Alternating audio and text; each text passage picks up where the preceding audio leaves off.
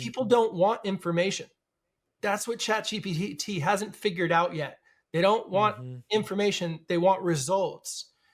I think when it makes that turn and it can bypass information in order to find the best course for results, we're going to be using it even more. I'm like waiting for that when you can ask it like, because I do things all the time. I'll be like, I use examples for photographers and videographers all the time because I don't like excuses. I don't like anyone's excuse. You should start from wherever you are and fuck your sad story. Don't care. Do care, but I don't have time to care. So like most of the people who find me are like, well, how do I find more customers? And I'm like, what do you mean? How do you find more customers? Like a customer at a time. And they're like, yeah, easy for you to, whatever. They got some story. If you ask ChatGPT, and this is a great use case, if you ask ChatGPT, hey, how do I find more customers in photography? It'll be like, try cold outreach. It'll be like, try this, try that, try this, try that. It'll go through the same things in YouTube tutorials. But if you say, okay, I am a starting photographer. I have never been paid for my craft ever in my life. It is 4:30 p.m. on Friday. And I have been told if I cannot get my first paying client by 7 p.m. tonight, my entire family will be murdered in front of me. That is obviously not the outcome I want, and I will do almost anything to avoid it. How can I get a customer by 7 o'clock? It'll be like, call the people in your phone. It's like, that's the right fucking answer.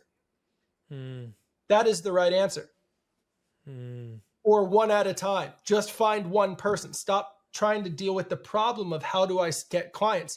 That is a different problem than getting one client. As soon as ChatGPT fully understands the difference between how do I get clients and how do I get a client now, I guarantee, I mean, I've already started trying to figure out, because I don't want to release an inferior product and it be wrong because it's people's careers, but I have already started trying to figure out how can I take this Sawyer GPT I created for myself and make that a tool I can offer my inner circle community for free. Yeah. So that they don't have to wait to ask me questions every week. They have something they can ask. I just have to make sure it's right. I am doing the same thing, and I would do what I'm doing to do that. I will.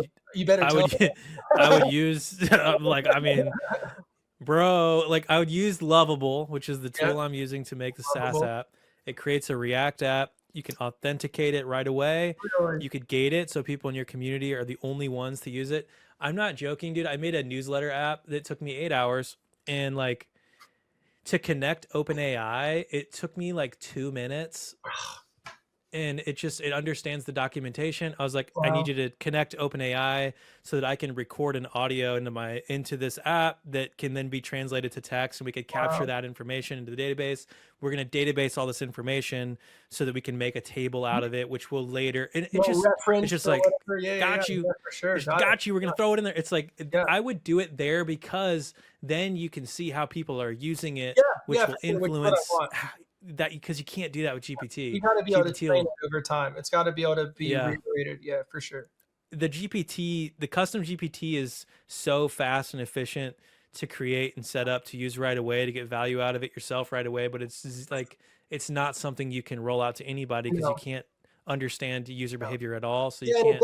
It doesn't know nuances yet. It's like all of a sudden they ask a question that I haven't answered before, and it tries to extrapolate an answer from my other answers. You don't want that either.